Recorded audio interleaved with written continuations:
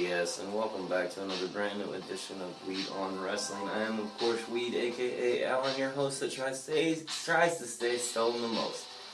Here on Weed on Wrestling, I get super baked and try to talk about all the finer points in WWE Universe. Today, kind of a special show for you. I don't really have a whole lot planned today. I got a list. I always got a list of some sort that I could go over, something to talk about, but today, let's see, why don't we just get on the phone and try to call up one of my buddies. What do you say we get my good buddy, old Capt Cannabis, back on the Weed on Wrestling podcast and try to kind of dissect a little bit about what we think is, the overall feeling in the WWE.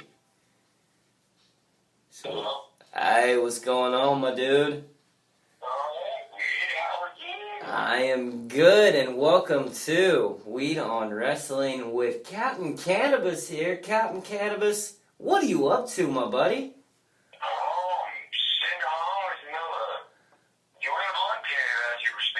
Nice.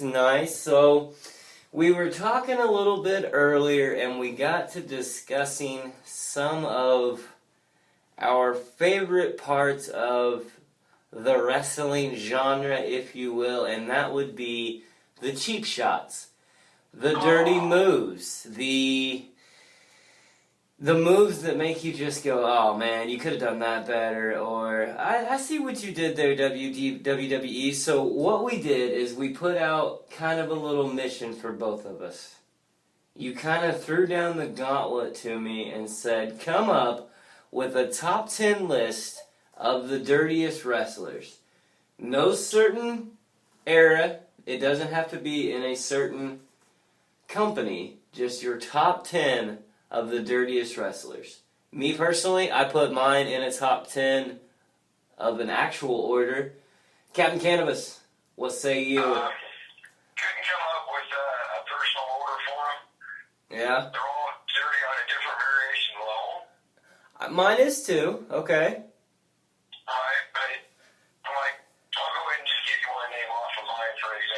Okay. You'll understand where I'm going. All right. We're going to start with Eddie Guerrero. Believe it or not, Eddie Guerrero makes my list. Okay. Me personally, my favorite Eddie Guerrero move. Right? Yeah. Ref distracted. Throw your foot at his belt and fall down on the mat. Act like they hit him.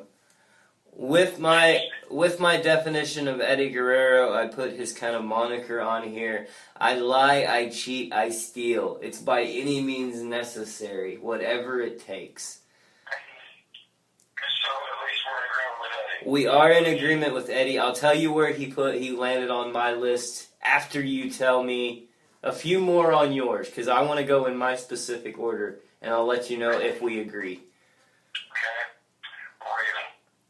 Raven, I do not have. You're going to have to justify for me. The Flock. So, because he was in one faction, he's automatically a dirty wrestler? Okay,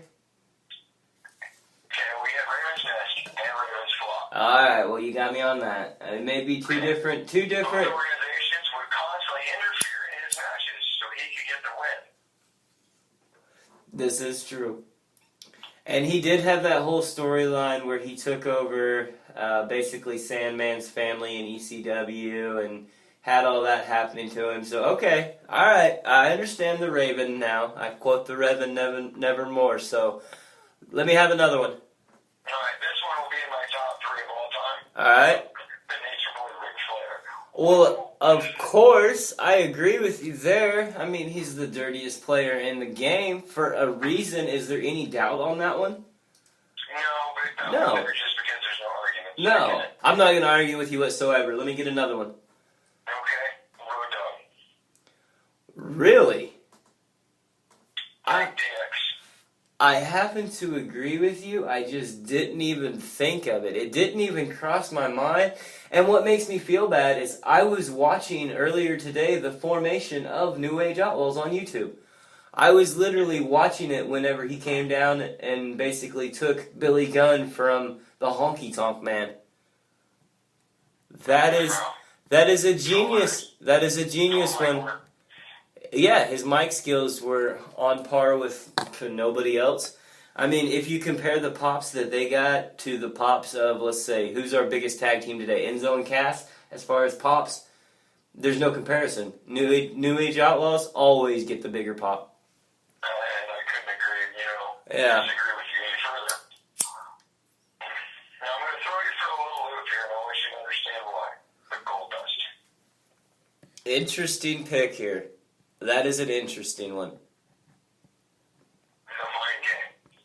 Yeah, it was basically, if he couldn't beat you, he was going to play mental warfare on you, and he was going to basically make you feel uncomfortable with your sexuality in the ring. That is an interesting take on it. I like it.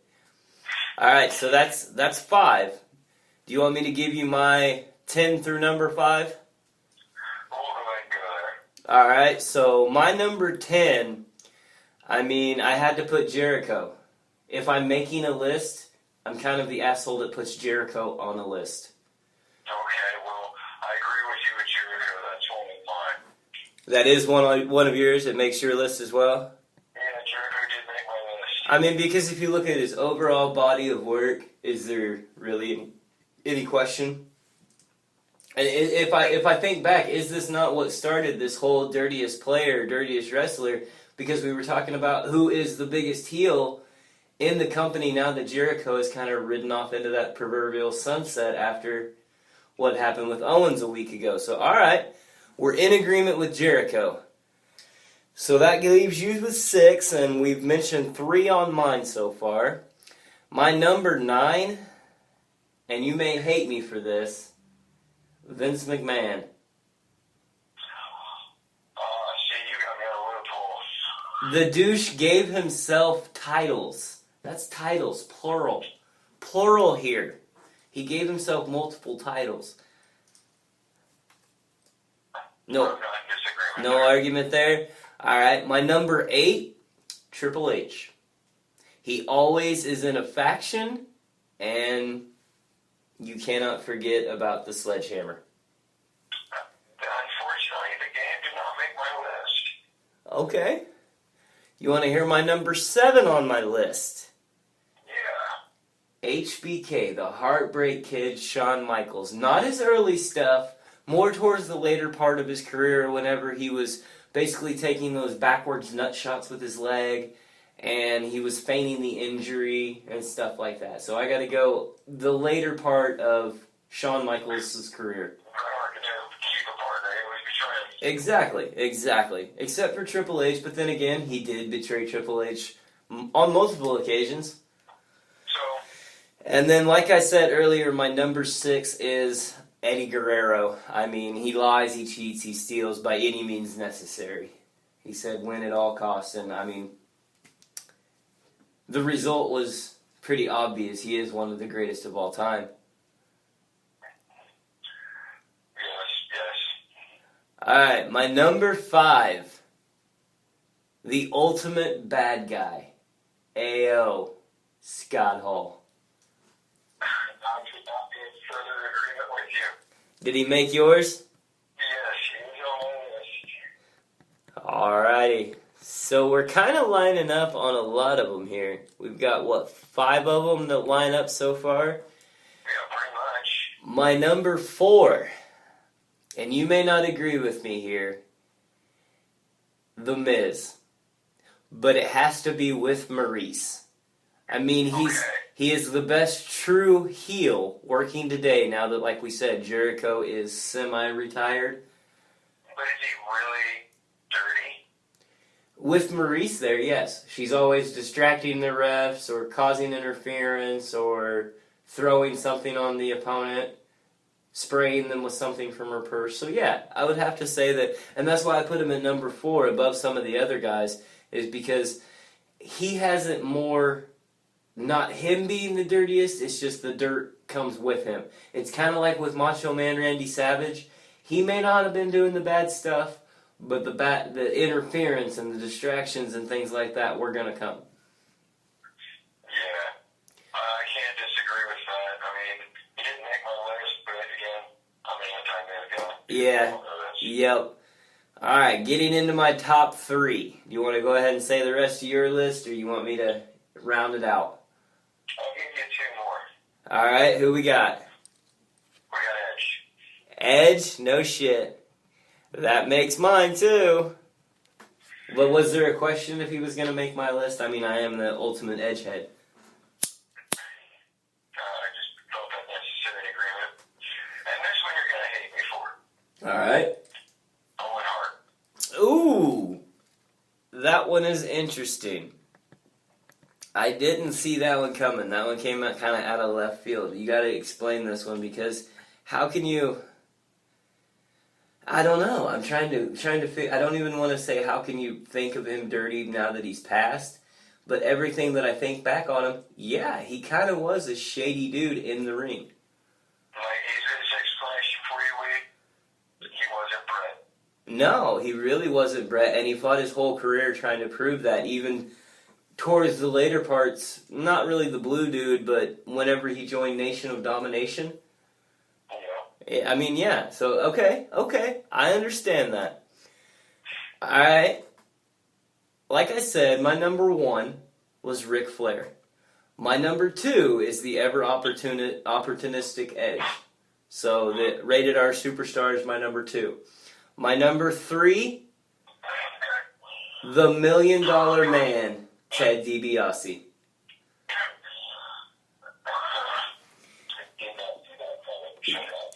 Yes, it is the $1 Million Man, Ted DiBiase, and the reason I put him on here is because if you can't beat him, you might as well pay somebody to do it for you and then just take the belt from him. So yeah, that's my list. Again, it goes Flair, Edge, $1 Million Man, Ted DiBiase, The Miz, Scott Hall, Eddie Guerrero, HBK, Triple H, Vince McMahon, and I round out the list with Jericho. Okay, and this one is from far left field, almost the foul ball of the group, but you may know him, ladies and gentlemen. You may not, but Puke. Puke? I remember Puke. His name says it all. Yes, I remember Puke. Was it Darren Drozdov, or was that a different one? Draws is Puke. Droz is Puke. I do believe so. I think so as well. So that is an interesting. He was always, he was always nut-shotting him and was always puking on him. That was a dirty move. And then if you get down to semantics, he did kind of get it in just reward in the end. I mean, D'Lo Brown dropped him on his head and broke his neck. Yeah, so, I mean, there's that. So that is... What else you got for me? That is my list right now. We were discussing stoners of wrestling earlier. I don't think we're going to get into that tonight. Do you want to try to look forward to our next pay-per-view and maybe make some predictions? We could try to do that. Alright, well let me make a bunch of noise in the background and try to pull this up on... Oh, let's see where it's at. I'm going to try to pull it up on the internet, but every keystroke that I make makes a move. Alright.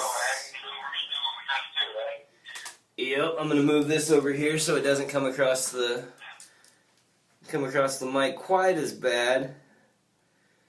Alright. So we're coming into the next pay-per-view fresh off the last one, Payback. And I don't even want to get into talking about what after this pay-per-view, what it's going to be called, aka Great Balls of Fire. Seriously? Yep. But before that, we're having Backlash, and this is the SmackDown-only Backlash, and it's for all SmackDown titles, basically. We have the tag team division where it's looking like it's going to be Breezango versus the Usos. Who do you got and why? Usos. I don't need to say anything else. No, you don't, but I do like the fact that they're kind of giving Tyler Breeze a little bit more of a push now that everybody's figured out, hey, the universe is behind him. I just don't... have anything against Tyler Breeze, even in his younger days. Yeah. Going from Fandango, and he's a hell of a guy. He is, but I don't know. I think they're wasting talent. Move him down to 205 Live. You have a superstar already made. I'm going to agree with you on this one. I'm going to go with Usos winning the tag team and retaining. Let's build up. Let's see. It looks like we're having AJ Styles versus Kevin Owens. Who do you got? Why? AJ Styles on the wrestler, not independent. True. They're completely different talent when you're on the main scene versus wrestling the independent. You may have wrestled some of the people that were on the main scene, but it's not the same thing. Yeah, I agree with you there. Here's my biggest problem. I want to say AJ Styles. My heart says AJ Styles, but my head says go with WWE logic. Stay with Kevin Owens. And the reason I say this is because I don't see how he can hit the Styles Clash on a big body like Owens. And if you can't hit He this... hit it on Joe. That is true. He did hit it on Joe. Alright, so I'm going to go AJ Styles on this one. Okay. What you got next for me? I think we have... Let's go just the main event. Randy Orton versus Jinder Mahal. Orton. Really? You think he's going to keep it? Only because it's the sick bet. I'm going out on a limb here and saying that they're going to have him drop it just so he can get it again. And Ty Cena, everybody wants him, Ty Flair, like everybody wants him to. Then eventually Ty Cena, so he's got to drop it at least 2 more times. I see him dropping it, and then Rusev getting it, and then eventually Orton gets it back from Rusev. Okay, wait. Like how Cena's done before. It's 16. Yeah. So Orton needs to get 2 more to tie. So he needs to drop it. He needs to drop it 3 more times for the overall record. Because Cena's coming back eventually to fucking get his record breaking. Yeah. Cena deserves at least 1 record break. Yep. Alright. Trying to figure out what all matches we have, but I'm having a difficulty time doing that. Women's, I think it's going to be, let's just say Naomi versus Charlotte. Probably have Becky Lynch in there and Natty as well. So probably a 4-way bullshit. I don't know. Their storyline sucks so bad on SmackDown. I don't even like talking about it. Can I just put Charlotte on with the belt and move on? Yeah. That's all I want to see. I want to see Charlotte get the belt, and then eventually, whenever they call up Asuka, have an Asuka versus Charlotte feud. They're wasting her talent of Asuka in NXT. In my opinion, there's no way that she can... I don't know. There's no way that... I don't know what I'm trying to say here. Basically, they're wasting her talent in NXT because everybody knows how dominant she is. And I think they finally figured out a way for her to lose the belt without losing a match. At the next NXT TakeOver, it's going to be a fatal 4-way between Asuka, Ember Moon, Nikki Cross, and Ruby Riott. And and Asuka does not have to be pinned to lose the title. So It still counts as a loss. it does still count as a loss, but you can go into the main show saying she's never been pinned in WWE. Yeah, she's never been pinned or submitted, so you do have that going forward, I guess. Speaking of somebody who's never been pinned or submitted on a WWE SmackDown show, Shinsuke Nakamura making his in-ring debut versus Dolph Ziggler. It's going to be a very interesting match, in my opinion.